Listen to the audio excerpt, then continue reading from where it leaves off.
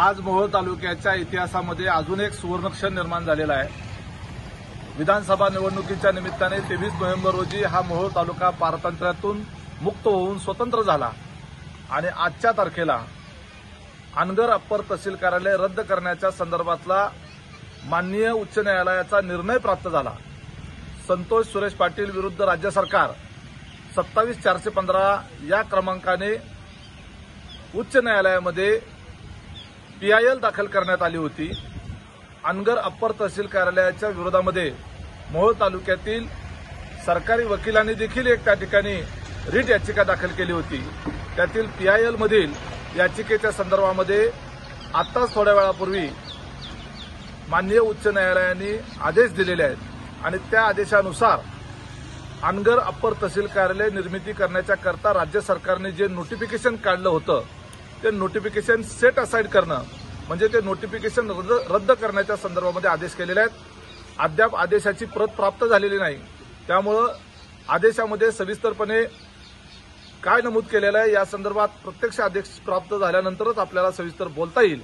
तरी सुद्धा आमच्या वकिलांनी दिलेल्या माहितीनुसार अनगर अप्पर तहसील कार्यालयाचं नोटिफिकेशन रद्द झालेलं आहे आणि हा अतिशय आमच्यासाठी आनंदाची बातमी आहे आणि त्यामुळे मोहोळ तालुक्यातील जनतेच्या सर्वसामान्य माणसाच्या लढ्याला यश आलेलं आहे। या अनगर अप्पर तहसील कार्यालय रद्द करावं म्हणून मोहोळ तालुक्यातील सर्वसामान्य जनतेने अतिशय तीव्र स्वरूपाचा लढा दिला होता।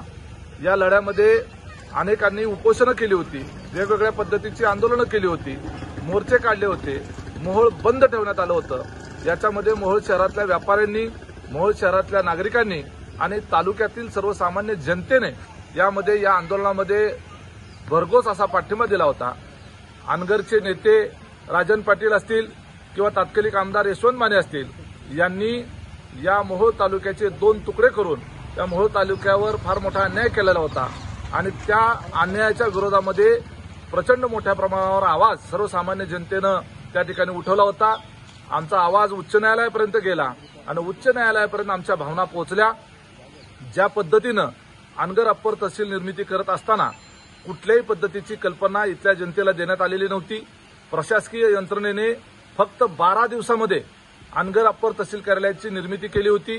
राज्यामध्ये जवळपास 60 ते 65 अप्पर तहसील कार्यालयांच्या निर्मितीची मागणी असताना आणि मागच्या 10 ते 12 वर्षापासून संबंधित प्रस्ताव प्रलंबित असताना मोहोळच्या बाबतीत मात्र 12 दिवसामध्ये अनगरचं अप्पर तहसील कार्यालय निर्माण करण्यात आलं।